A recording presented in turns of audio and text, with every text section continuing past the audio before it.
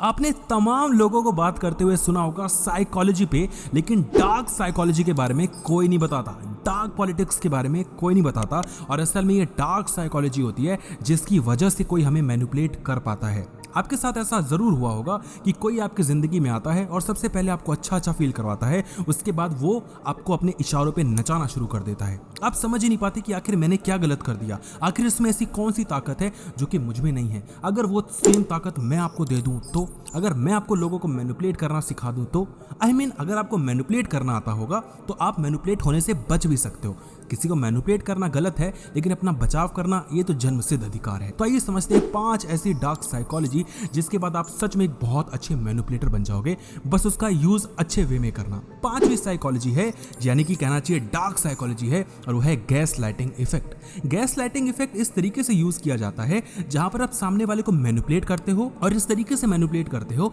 कि वो अपने बिलीफ सिस्टम को छोड़ के आपकी बात मानना शुरू कर देता है, जबकि सही वो होता है आप उसको बहका रहे हो, आप उसको बहला रहे हो, लेकिन वो आपकी बात मानता है, ना कि अपने दिल की बात। आपके साथ ऐसा जरूर हुआ होगा कि कोई आपको बोलता है कि यार तुम तो बहुत ज्यादा रूड हो, तुम तो लोगों की रिस्पेक्ट करते नहीं हो, यार तुम तो ना जब भी आते हो ना यहाँ पर कुछ ना कुछ गड़बड़ कर देते हो, यार तुम्हारे बस की तो ये चीज है ही नहीं। जबकि आपको लगता है कि नहीं, मैं तो रूड नहीं हूं, मैं तो लोगों से अच्छे से बात करता हूं, मैं तो रिस्पेक्ट भी देता हूं, मेरे अंदर तो कोई एटीट्यूड नहीं है। लेकिन वो इंसान बार बार आपके कान में इतना ज्यादा भर देता है कि आप सच में मानना शुरू कर देते हो एज इफ कि आप रूड हो, बल्कि आप हो नहीं। तो गैस लाइटिंग इफेक्ट का आप यूज करके सामने वाले को मैनिपुलेट करना शुरू कर देते हो, जिसकी वजह से वो अपने परसेप्शन को, अपनी मेमोरीज को, अपने सैनिटी को छोड़ के आपकी बातों पर बिलीव करना शुरू कर देता है, आपकी जो फीलिंग्स हैं उनको मानना शुरू कर देता है और अपनी फीलिंग्स को तो भूल ही जाता है। Psychology number 4, guilt tripping. आपने कई बार ये ना पेरेंट्स को करते हुए देखा होगा कि वो कई बार बोलते हैं कि अच्छा ठीक है, कोई बात नहीं, जैसा तुम्हें सही लगे, अब तो तुम बड़े हो गए हो, अब हमसे कहाँ पूछोगे,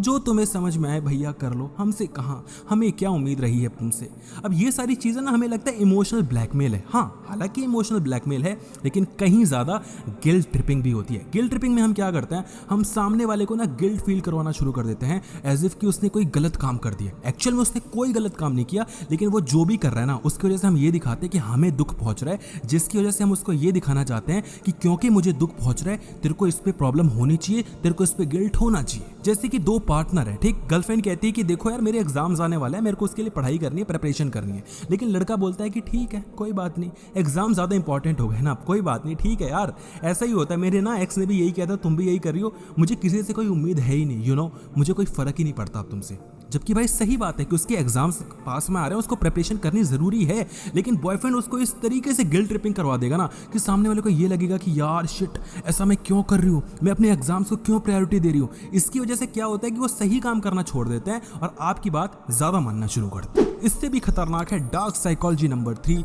जो है आइसोलेशन एंड एलियनेशन। अब नाम से ही समझ में आ रहा है ना, यानी कि आप सामने वाले को इतना ज्यादा अकेला फील करवा देते हो ना कि वो बस आप पे डिपेंडेंट रह जाता है और उसकी जितनी भी सुविधाएं होती हैं, जितना भी सपोर्ट सिस्टम होता है, उसको आप कट ऑफ कर देते हो। इसको इस तरीके से समझो कि एक मोहल्ला है, ठीक, वहां पर 4 दुकानें हैं। अब मुझे अपनी दुकान वहां पर खोलनी है, या हो सकता है कि ऑलरेडी मेरी वहां पर दुकान हो। अब मैं क्या ऐसा करूं कि आप सिर्फ मेरी ही दुकान में आओ। मैं क्या कर सकता हूं, मैं बाकी के 3 दुकानों को बंद करवा सकता हूं। अब आप हो जाओगे मेरे पे डिपेंडेंट। अब मैं चाहे आपको ज्यादा प्राइस में माल बेचूं, चाहे बहुत ज्यादा प्राइस में माल बेचूं, आपको तो मेरे से लेना ही पड़ेगा, क्योंकि आपके पास कोई ऑप्शन है ही नहीं। ऐसे लोग क्या करते हैं, आपकी जिंदगी में आएंगे, आपको अपने फ्रेंड से कट ऑफ करवा देंगे, आपको रिलेटिव से दूर करवा देंगे, आपको अपने पेरेंट्स से दूर करवा देंगे। असली खेल इनका तब शुरू होता है जब आपके पास कोई और सपोर्ट सिस्टम नहीं रहता, ना आपकी फैमिली, ना आपके फ्रेंड, ना आपके रिलेटिव, ना आपके दूर दूर तक कोई भी इंसान, बस वही इंसान रहता है और आपको रो धो के उसी के पास वापस जाना पड़ता है। और वो दूर कैसे करते हैं, आपको भड़का भड़का के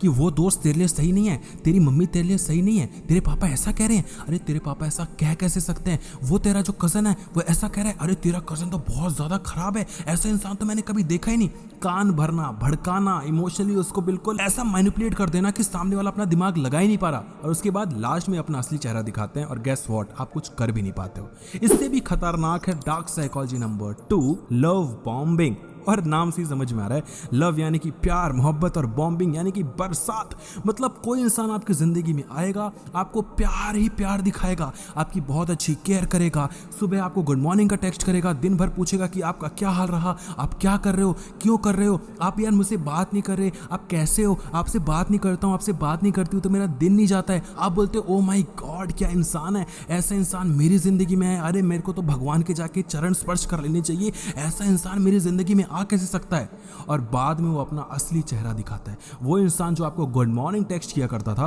अब वो आपके दूर दूर तक रिप्लाईज भी नहीं करता, अब वो आपको बिल्कुल इग्नोर करना शुरू कर देता है। आप इस दुनिया में हो या नहीं हो उसको कोई फर्क ही नहीं पड़ता। अब यही सेम चीज उसने पहले की होती, जहां पर उसने आपको ज्यादा टेंशन ना दी होती तो आपको इतना फर्क नहीं पड़ता लेकिन इतना नहीं पड़ता। लेकिन अब क्योंकि उसने पहले आपको अपनी आदत लगवाई, और ना सिर्फ आदत लगवाई बल्कि आपको सारे बेनिफिट्स दिए जो कि आप अपने सपनों में सोचा करते थे, इमेजिन किया करते थे, और अब वो सारे बेनिफिट्स को कट ऑफ करता है और आपको अपने इशारों पे नचाना शुरू कर देता है। अब ऐसा जाहिर सी बात है भाई कि आपकी जिंदगी में कोई इंसान आए, आप जब भी उससे कोई एडवाइस मांगो बिल्कुल तैयार रहे, आप जब भी उसको कॉल करो कॉल पिक कर ले, आपको जब भी प्रॉब्लम हो वो वहां पर खड़ा रहे, तो आपको आदत तो लग ही जाएगी ना। इसलिए हद से ज्यादा मोहब्बत और हद से ज्यादा प्यार से थोड़ा दूर रहना, नहीं तो मारे जाओगे। और मेरे को गाना याद आता है, हद से भी ज्यादा तुम किसी से प्यार नहीं करना। गाने वाने तो होते रहेंगे भैया, लेकिन बात करते हैं डार्क साइकोलॉजी नंबर 1, और ये है प्रोजेक्शन। प्रोजेक्शन में क्या होता है कि आप अपनी गलती सामने वाले पे थोप देते हो।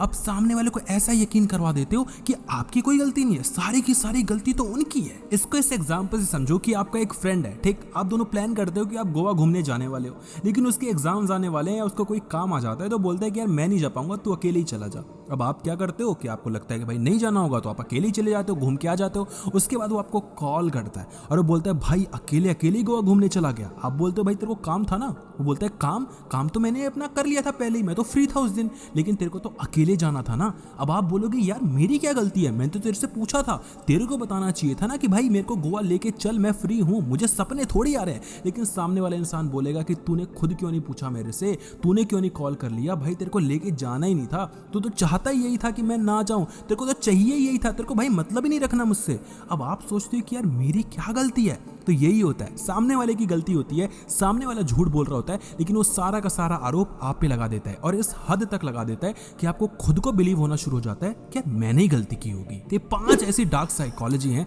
जिससे आप किसी को भी मैनिपुलेट कर सकते हो, लेकिन मैं ये एडवाइस करूंगा कि आप किसी को भी मैनिपुलेट ना करो, बट अपने आप को डिफेंड जरूर करो जब आपको कोई मैनिपुलेट करने की कोशिश कर रहा हो। अब इस वीडियो को आप लाइक जरूर करना अगर आपको एक भी पॉइंट ऐसा लगा हो कि यार ये तो मेरे साथ हुआ है, कमेंट सेक्शन में बताना, और वीडियो को शेयर कर देना बाकी लोगों में, क्योंकि आज भी हम जैसे कितने सारे लोग हैं जो कि लोगों के द्वारा मैनिपुलेट हुए जा रहे हैं और हमें समझ में नहीं आता कि हम गलती कर